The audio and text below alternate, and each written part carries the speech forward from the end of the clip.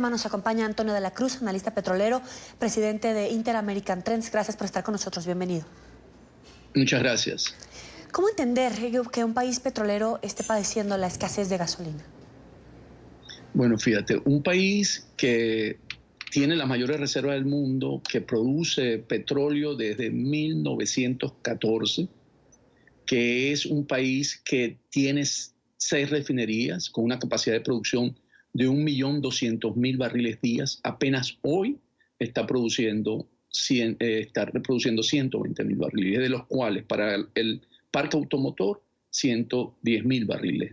La cifra más baja en los últimos 40 años, porque en el 2012 el consumo del parque automotor que se satisfacía eran de 300.000 barriles día. Esto quiere decir que el deterioro de las refinerías, la baja calidad de la producción de petróleo, porque entendemos que el crudo ahora es mucho más pesado, el extra pesado, y por lo tanto no es tan fácil procesar en nuestras refinerías, y las únicas refinerías, como dijo, están en el norte del estado Falcón, el complejo Paraguaná, que es el único que está procesando esos crudos. El no poder tener capacidad de dólares para importar los aditivos necesarios, ni tampoco la gasolina que se importaba desde Estados Unidos, desde Citgo, a ser una empresa que hoy pertenece y es administrada por la administración de Guaidó. Entonces tiene una serie de dificultades y no se han hecho los programas de inversión y de mantenimiento en los últimos 5 años. Por eso es el gran deterioro que tiene el suministro de gasolina en Venezuela. Además de que con los apagones eléctricos, las estaciones de servicio han tenido problemas por el arranque y el apago de las bombas que surgen.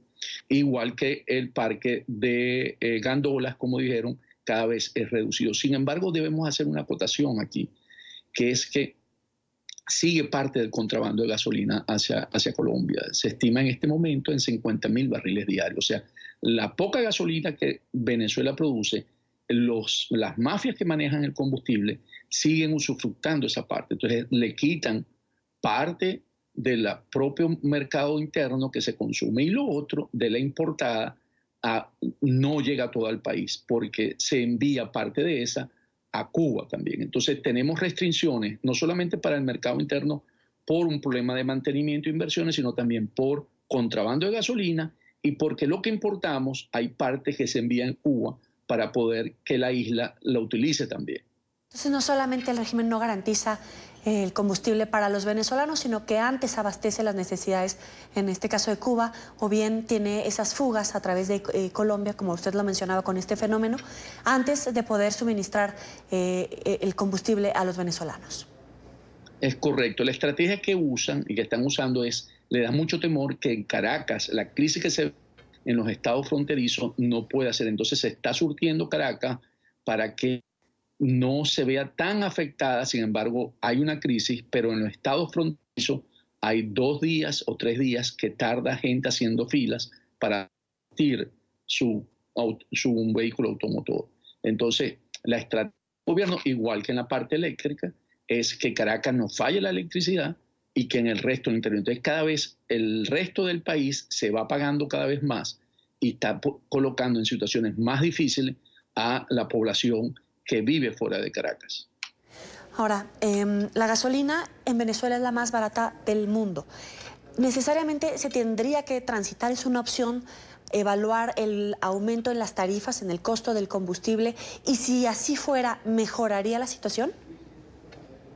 Ok, si usamos esa estrategia de un aumento de la gasolina y llevarla a un precio internacional, porque podemos usar ese argumento y decir que hay una pérdida. De la última vez que se estimó, estaban más o menos unos 10.000, 12.000 millones de dólares al año. Sin embargo, como hemos dicho, si se colocara, dispararía aún más la crisis de la hiperinflación en Venezuela, porque el costo directo del transporte se vería reflejado. Entonces, es una situación muy difícil, porque en este momento la crisis económica que vive Venezuela, el aumentar la gasolina, sería un elemento social que el gobierno de Maduro, el régimen de Maduro, no está dispuesto a asumir, porque recordemos que cuando se aumentó la gasolina en el gobierno de Carlos Andrés Pérez, hubo un alzamiento en Caracas que se llamó el Caracazo. Entonces, ante el temor de que los sectores populares se levanten, ¿verdad?, por el aumento de la gasolina, como ocurrió en la época de Carlos Andrés Pérez, el gobierno no aumentaría. Esa decisión es una decisión política y no la tomaría. Para concluir, entonces, ¿hay algún panorama alentador o se prevé que se va a agudizar la crisis porque parece un callejón sin salida?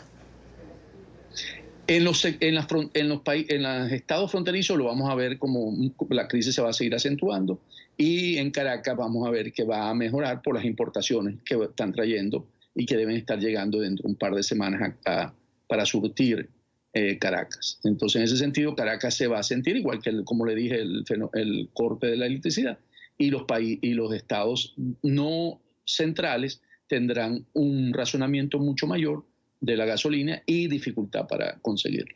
Es Antonio de la Cruz, analista petrolero, presidente de Interamerican Trends. Gracias por estar con nosotros.